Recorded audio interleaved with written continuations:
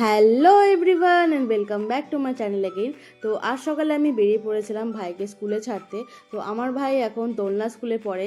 তোমাদের কার কার বাচ্চারা বা ভাই বোনেরা দোলনা স্কুলে পড়ে অবশ্যই কমেন্টে জানিও তো। তারপরে গাইস ওখান থেকে আমি বেরিয়ে পড়ি আর টোটো নিয়ে এক জায়গায় যাওয়ার জন্য। আর এই রাস্তাটা তোমরা কারা কারা চেনো অবশ্যই কমেন্টে জানিও গাইস। আর তারপর গাইস পৌঁছে যাই আমি কাশীবাটির নতুন লোকনাথ মন্দিরে, যেটা কিছুদিন আগেই বানানো হয়েছে।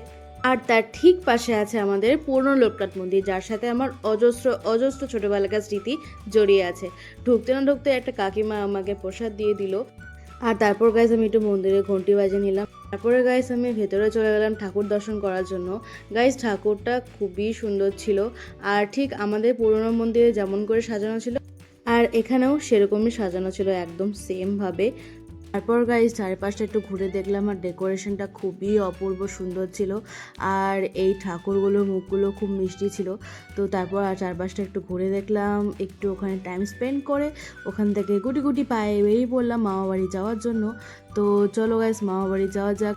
মামার বাড়ি গিয়ে দেখি বুনু খুব দুষ্টুমি করছিল, তো বুনুর সাথে একটু খেয়ে নিলাম। তারপরে দিদা আমার জন্য অনেকগুলো আম দিয়েছিল, তো আম খেতে খেতে মামির সাথে এখানে গল্প করছিলাম আমি। আর তারপরে এর মধ্যে দিদা আরও কিছু আম দিয়ে দিল, আর আমি তো খেয়ে ভাই উঠতে পারবো না, এরকম মতো অবস্থা। তারপরে আবার লাঞ্চ ফাঞ্চ করে বেরিয়ে পড়লাম বাড়ি যাওয়ার উদ্দেশ্যে। তো তোমরা গাইজ ব্লগটা কেমন লাগলো কমেন্টে জানিও, আর দেখা হচ্ছে নেক্সট ব্লগে। টাটা।